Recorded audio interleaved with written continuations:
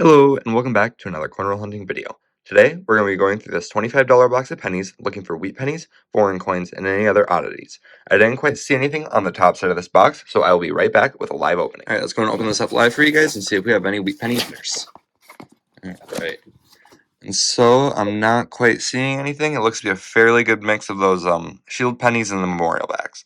If I find anything, and I bring you back in on roll number 11 because we have our first find. It looks like we have a Canadian penny sticking out right here, and it is going to be a 2006, I believe.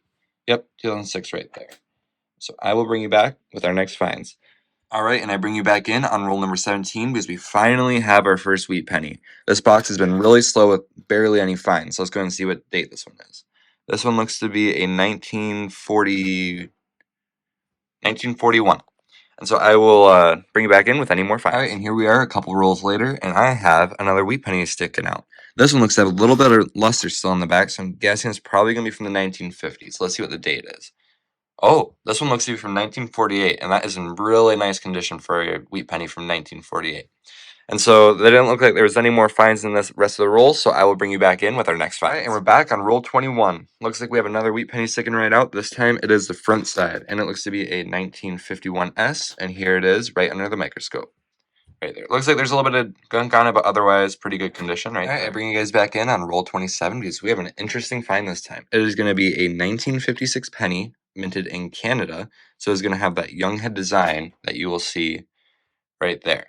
And then here, this here, 1956.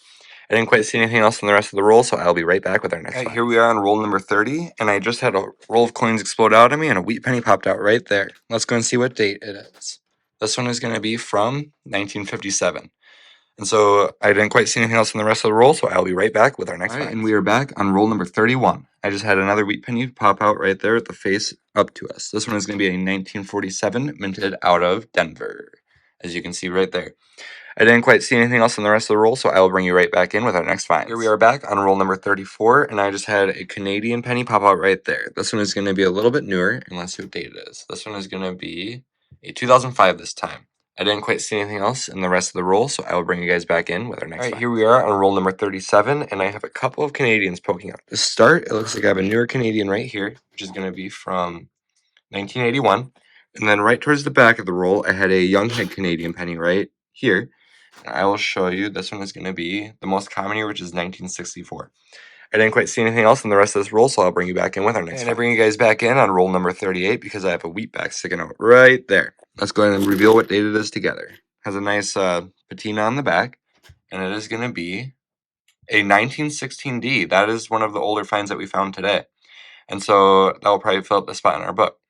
And I will be back with our next finds. All right, here we are on roll number 40, and now I have a Canadian find. This one is going to be slightly newer, but let's see what date it is. This one is going to be from 1965, so 1 year after our last Canadian. I didn't quite see anything else in the rest of that roll, so I'll bring you back in with our next find. So I just finished up this box, but I think since we were a little bit later on the finds in this video, I'm going to go on ahead and open up these extra rolls I have lying over here, so I'll be right back with our first roll. So here we are on that first roll. I just want to show you guys that I opened up this roll and there's pretty much no zinc coins in here. They're all the copper ones. And so I didn't quite see any older ones, but hopefully this is a good sign for some wheat pennies to come. Right, here we are on the very next roll, and I had our first wheat penny of that second batch pop out right there. Let's go ahead and reveal the date together. This one is going to be a 1941D. This is in pretty good condition for a 1941. I didn't quite see any other finds in the rest of the roll, and so I'll bring you guys back in with our next find. Here we are on roll 4 of that second batch, and I have another wheat penny that just popped out. Looks to be a 1944, which is going to be minted out of Denver. This one has that nice dark luster to it that I kind of like sometimes.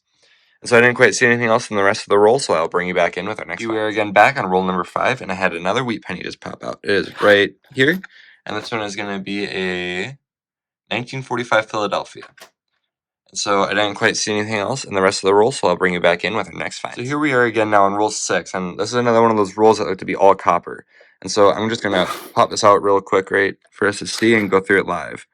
It doesn't look like we're going to have any...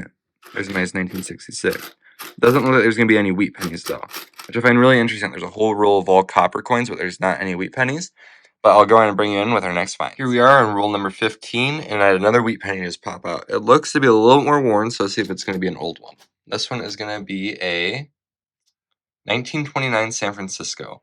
That's a pretty common date, but it's a fairly old one, so I'm happy to get it. Looks to be fairly worn condition, but I'll go ahead and bring you in with our next find. Here we are on that last roll, and I just had one more wheat penny pop out. Let's go ahead and reveal the date together. This one is going to be a 1952D. And so I didn't quite see anything else in the rest of that roll, and I'll bring you guys right back in with a recap. Here we are back with the recap. We had two pre-1940, a 1916D, and then a 1929S. Then we had a whole bunch from the 1940s, which were a 1941D and P, 1944D, 1945P, 1947D, and that nice 1948D. And we had a couple more from the 1950s, which were a 1951S, 1952D, and a 1957D. And we had a whole bunch of Canadians, which were in 1965, 1981, 2005, 2006. And we had those two young head designs, which were a 1956 and a 1964. And then one more thing was a 1959D that was in really nice condition. So if you want to stick around real quick, I will go on ahead and show off what coins go into the book and what will be upgrades. All right, to start us off, I started a brand new pre-1940 coin book today. And so both that 1916D and that 1929 go into the book. And I'll be right back with our 1941 to 1974 book. And here we are with our newer wheat penny book. To start us off, that 1948D was an upgrade. The one that was in there was really junky and kind of gross. And then that 1951S we did not have, so I went ahead and filled in that spot. And that 1959D was a really nice one to put in there. And so that'll be it for today's video. If you enjoyed, please remember to like and subscribe, and I'll see you guys next time.